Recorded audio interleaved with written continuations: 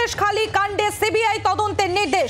আপনাদের আরো একবার জানিয়ে রাখি, সন্দেশখালী কাণ্ডে সিবিআই তদন্তের নির্দেশ। এই নিয়ে আমরা আরো ডিটেলসে জানবো, আমরা কথা বলবো। আমাদের প্রতিনিধি অর্ণবাংশু নিয়োগী রয়েছেন আমাদের সঙ্গে। অর্ণবাংশু, কি জানা যাচ্ছে? দেখো, সন্দেশখালী ঘটনার পরিপ্রেক্ষিতে আজ কলকাতা হাইকোর্টের প্রধান বিচারপতি ডিভিশন বেঞ্চের নির্দেশ যে এসআইটি ইনভেস্টিগেশন ছিল সেই ইনভেস্টিগেশন খারিজ করা হলো এবং সিবিআই তদন্ত হ্যান্ডওভার করা হলো। কারণ ইডির বক্তব্য ছিল তদন্তভার ইডি সিবিআই কে দেওয়া হোক। সেই আবেদনের পরিপ্রেক্ষিতে তদন্তভার সিবিআই কে দেওয়া হয়েছে এবং বলা হয়েছে আজকে বিকাল 4:30-র মধ্যে মামলার সমস্ত নথি এবং শাহজাহানকে কিন্তু সিবিআই হাতে তুলে দিতে হবে, এমনটাই নির্দেশ। অর্থাৎ আজকে বিকাল 4:30-র ডেডলাইন, সেই 4:30-র মধ্যে শাহজাহান এবং এই মামলা সংক্রান্ত সমস্ত নথি সিবিআই হাতে তুলে দেবে সিবিআই, পুলিশ, রাজ্য পুলিশ, এবং সেটা সিআইডি সেটা ইনভেস্টিগেশন করবে সিবিআই এবং ইন্টারোগেশন করবে। অর্থাৎ ইডির জয় হলো এবং এসআইটি যে নির্দেশ ছিল সিঙ্গেল বেঞ্চে সেই নির্দেশ কিন্তু খারিজ করলো প্রধান বিচারপতি ডিভিশন বেঞ্চ। অর্ণবাংশু, আমরা দেখেছি এই শেখ শাহজাহান পর্বে রাজ্যের সঙ্গে কেন্দ্রের একটা টানাপোড়েন বরাবর চলেছে। সেখানে রাজ্য পুলিশের সঙ্গে কেন্দ্রীয় এজেন্সি। আপনাদের আরো একবার জানাবো, সন্দেশখালী কাণ্ডে সিবিআই তদন্তের নির্দেশ। আজ বিকেল 4:30-র মধ্যে শাহজাহানকে সিবিআই কে হস্তান্তরের নির্দেশ। শুধুমাত্র শেখ শাহজাহান নয়, সমস্ত নথি, এই সংক্রান্ত সমস্ত নথিও সিবিআই কে হস্তান্তরের নির্দেশ। আপনাদের আরো একবার জানাবো, প্রধান বিচারপতি ডিভিশন বেঞ্চের তরফ থেকে এই নির্দেশ দেওয়া হয়েছে। সন্দেশখালী কাণ্ডে সিবিআই তদন্তের নির্দেশ। বিকেল 4:30-র মধ্যে সেই মামলার সমস্ত নথি সহ শাহজাহানকে সিবিআই এর হাতে হস্তান্তরের নির্দেশ। প্রধান বিচারপতি ডিভিশন বেঞ্চের তরফে আজকে এই নির্দেশ। সন্দেশখালী কাণ্ডে সিবিআই তদন্তের নির্দেশ। আজ বিকেল 4:30-র মধ্যে সমস্ত নথি সহ শেখ শাহজাহানকে সিবিআই এর হাতে হস্তান্তরের নির্দেশ প্রধান বিচারপতি ডিভিশন বেঞ্চের। নির্দেশ প্রধান বিচারপতি ডিভিশন বেঞ্চের। যেরকম আপনাদের জানাচ্ছিলাম, আজই শেখ শাহজাহানকে হস্তান্তর করতে হবে সিবিআই কে। শুধুমাত্র শেখ শাহজাহানই নয়, এই সংক্রান্ত সমস্ত নথি সেগুলো হস্তান্তর করতে হবে সিবিআই কে। সন্দেশখালী মামলায় এবার সিবিআই তদন্তের নির্দেশ হাইকোর্টের। নির্দেশ দিল প্রধান বিচারপতি ডিভিশন বেঞ্চ। আজই শাহজাহানকে সিবিআই কে হস্তান্তরের নির্দেশ। শুধুমাত্র তাই নয়, বিকেল 4:30-র মধ্যে সমস্ত নথি সহ শাহজাহানকে সিবিআই কে হস্তান্তরের নির্দেশ হাইকোর্টের। নির্দেশ প্রধান বিচারপতি ডিভিশন বেঞ্চের।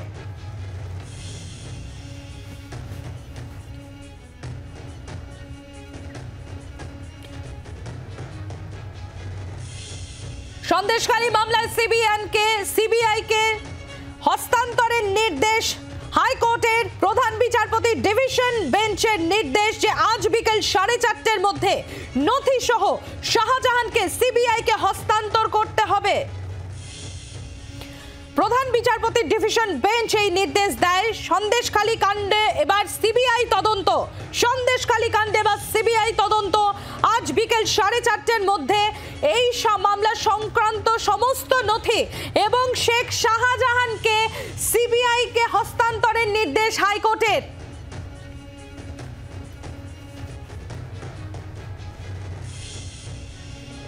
সন্দেশখালী কাণ্ডে সিবিআই তদন্তের নির্দেশ প্রধান বিচারপতি ডিভিশন বেঞ্চের নির্দেশ। আজ বিকেল 4:30-র মধ্যে নথি সহ শাহজাহানকে সিবিআই কে হস্তান্তর করতে হবে।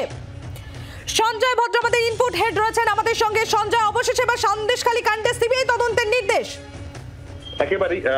একেবারেই ইডির পক্ষ থেকে কলকাতা হাইকোর্টে তারা এর আগে প্রথমেই তারা কিন্তু একটি আবেদন জানিয়েছিলেন যে এই মামলায় তাদের উপর যে হামলা হয়েছিল সেই ঘটনার পরিপ্রেক্ষিতে তাদের রুজু করা অভিযোগের ভিত্তিতে যেমন মামলা করা হয়েছে তার আরও আগে খোদ শেখ শাহজাহানের ঘনিষ্ঠদের পক্ষ থেকে ইডির বিরুদ্ধে করা একটি মামলা রাজ্য পুলিশ তার আগেই রুজু করেছিলেন এবং তারা বলেছিলেন তারা যে কন্টেনশন ছিল কোর্টের সামনে সেটা হলো তারা দাবি করেছিলেন যে রাজ্য পুলিশ এক্ষেত্রে খুব একেবারে যেহেতু শাসক দলের নেতা শেখ শাহজাহান, ফলে সেক্ষেত্রে তার সঞ্জয়, তুমি আমাদের সঙ্গে থাকো। আমরা ইতিমধ্যে টেলিফোনে যোগাযোগ করতে পেরেছি। রাজ্য বিজেপির মুখপাত্র শ্রমিক ভট্টাচার্য রয়েছেন আমাদের সঙ্গে। শ্রমিক বাবু, শেখ শাহজাহান এবং এই মামলা সমস্ত নথি সিবিআই কে আজ বিকেল 4:30-র মধ্যে হস্তান্তরের নির্দেশ প্রধান বিচারপতি ডিভিশন বেঞ্চের। কিভাবে দেখছেন গোটা বিষয়টা? পশ্চিমবঙ্গের মানুষ এই রায় প্রত্যাশা করছিল। আজকে বাংলার আপামর জনসাধারণ খুশি এ কারণেই তারা অবাক বিষয়ে তাকিয়ে শুধু পশ্চিমবঙ্গ নয় গোটা ভারতবর্ষের মানুষ দেখেছে কিভাবে এত বড় একজন দুষ্কৃতীকে পুলিশ নিজেদের সেফ হাউসে রেখে আজকে তার গ্রেপ্তারের নাটক তৈরি করলো। বিভিন্ন সময় ঘটনাকে কেন্দ্র করে আদালতের অবমাননা হয়েছে, আদালতের অবস্থানের, আদালতের নির্দেশের অপব্যাখ্যা হয়েছে, আদালতকে দায়ী করা হয়েছে, ইডি সিবিআই এর অক্ষমতা মানুষের সামনে তুলে ধরবার প্রচেষ্টা হয়েছে। আজকে দীর্ঘদিন ধরে তাকে সঙ্গে রেখে তার বাকি যে কাজকর্ম গুছিয়ে নেওয়ার সেই ব্যবস্থা করে দিয়েছে। আর এগুলো পুলিশকে দোষ দিয়ে কোনো লাভ নেই। পুলিশ কোনো স্বতন্ত্র সংগঠন নয়।